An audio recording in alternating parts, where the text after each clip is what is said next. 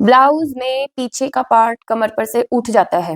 बहुत सारे लोग ऐसे होते हैं जिनका जो ब्लाउज होता है गाइज यहाँ से इस प्रकार से उठा हुआ रहता है और ये जो पार्ट है हमारा इस प्रकार से झुका हुआ रहता है, साइड से ऐसे झुका हुआ रहता है, सेंटर से यहाँ से उठा हुआ इस प्रकार से रहता है।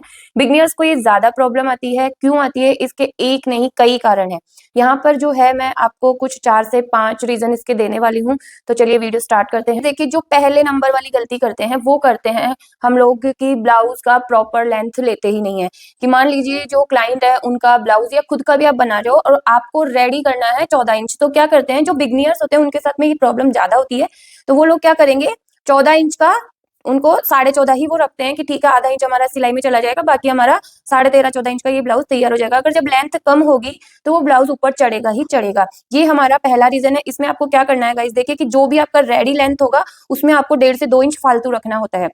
वो क्यों रखना होता है कि जब भी मान लीजिए यहाँ पे हमारा 14 इंच है तो यहाँ पे देखो 16 इंच हम रखेंगे। मैं साथ में आपको ड्रॉ करके भी दिखा रही हूँ ताकि आपको अच्छे से समझ में आ जाए।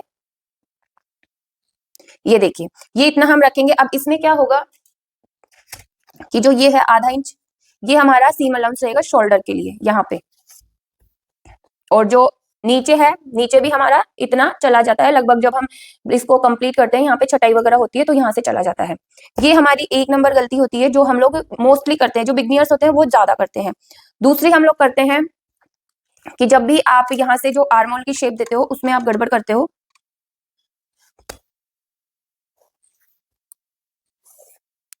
तो देखिए, आपके पास में ना आर्मोल का नाप होना चाहिए।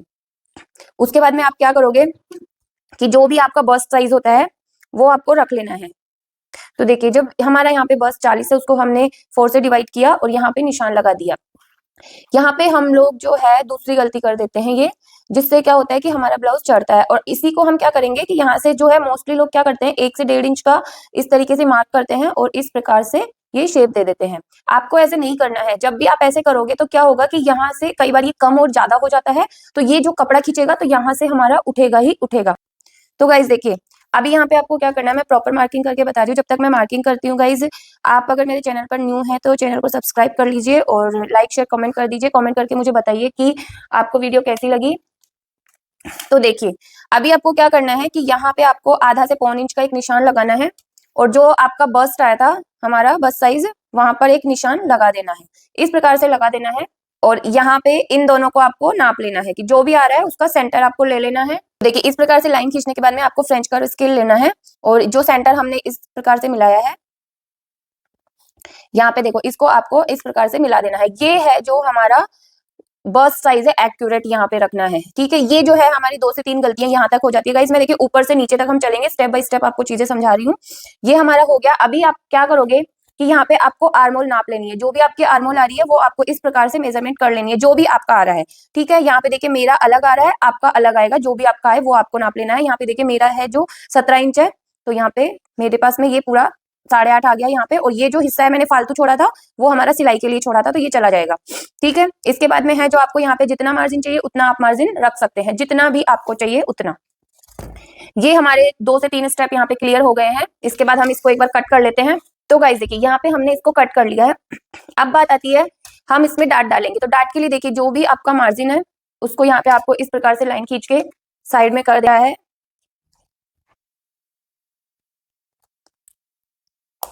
ये देखिए, आपको इस प्रकार से अनफोल्ड करके रख लेना है। जो भी आ रहा हो आपका, यहाँ पे देखिए हमारा मतलब 5 इंच ये आ रहा है। ठीक है, यहाँ पे आप इस प्रकार से डाट का निशान लगाओगे। डाट आपको कितने इंच की लगानी है, देखिए जितना हैवी साइज होता है उसके अकॉर्डिंग ही ये डाट लगती है। और डाट कितनी लंबी आपको लगानी है वो भी मैं आपको बता देती हूँ। तो गाइज ये 5 से 7 इंच की डाट लगती है जो कि हम लगाते हैं। तो यहाँ पे देखिए, ये जो है मेरी 5.5 की है। आप इसको लंबा भी कर सकते हो और 5 इंच का भी रख सकते हो। जरूरी नहीं कि आप इसको 5 इंच का ही करो, लेकिन 5 से 7 इंच, इससे छोटी नहीं होती है डाट। गले के अकॉर्डिंग सेट होती है। ये बड़ी भी कर सकते हो आप इसको, पर छोटी नहीं कर सकते हो। ठीक है, यहाँ पे देखिए हमारा ये डाट का हो गया। अब मैं आपको एक और चीज बताती हूँ। डाट गलत लगाओगे तो भी आपका ये उठेगा। अब यहाँ पे देखिए, इस प्रकार से हम डाट को सेट करेंगे और ये देखिए यहाँ पे आपको ये दिख रहा होगा गाइस कि ये झुक गया है। अभी आपको क्या करना है, इस तरह से स्केल लेना है और इसको सीधा रखना है ऐसे। ये देखिए, ये बिल्कुल सीधा है। यहाँ पे ये मेरा अनइक्वल फैब्रिक है जो बाहर निकल रहा है और आपको इस प्रकार से लाइन खींच देनी है। ये देखिए, अभी हम इसको लाइन खींच देंगे और हम इसको कट कर लेंगे। ये जो है सबसे बड़ा कारण होता है कि ये हमारा बीच में से उठता है। जब भी आप इसको डार्ट को लगाओगे, देखिए अभी मैंने यहाँ से कट कर दिया है, तो ये देखिए आपको इस प्रकार से नजर आएगा, कुछ ऐसा घूमा हुआ यहाँ पे इसका ये ब्लाउज आपको जो फैब्रिक है ये नजर आएगा। बट आपको इसी प्रकार करना है, क्योंकि जब आप इसमें डार्ट लगाओगे, इस प्रकार से डार्ट डाल दोगे, तो ये आपका सीधा हो जाएगा। और अगर आप ये डार्ट डालने के बाद में भी आप इसको कट नहीं करते हो, तो ये आप देखते हो कि ये यहाँ से घूम जाता है, और जितना ज्यादा डीप नेक होता है ये उतना ज्यादा घूमता है। तो एक हमारी ये प्रॉब्लम हो गई, जो कि ये कारण होता है जिसकी वजह से ये होता है।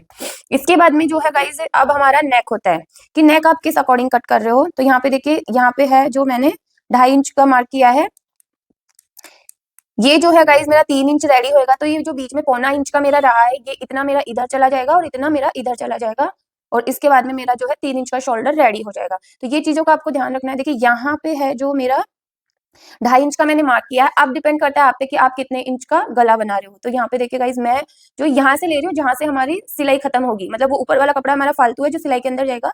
तो यहाँ पे देखिए मैंने 11 इंच पे निशान लगाया है। तो इसको जो है गाइस, ज्यादा से ज्यादा आप कितना ब्रॉड कर सकते हो नीचे से, सिर्फ 3 इंच। इससे ज्यादा करोगे तो आपको प्रॉब्लम आएगी, शोल्डर वगैरह डाउन होंगे आपके। तो आप देखिए इस प्रकार से एक बार यहाँ पे लाइन खींचे।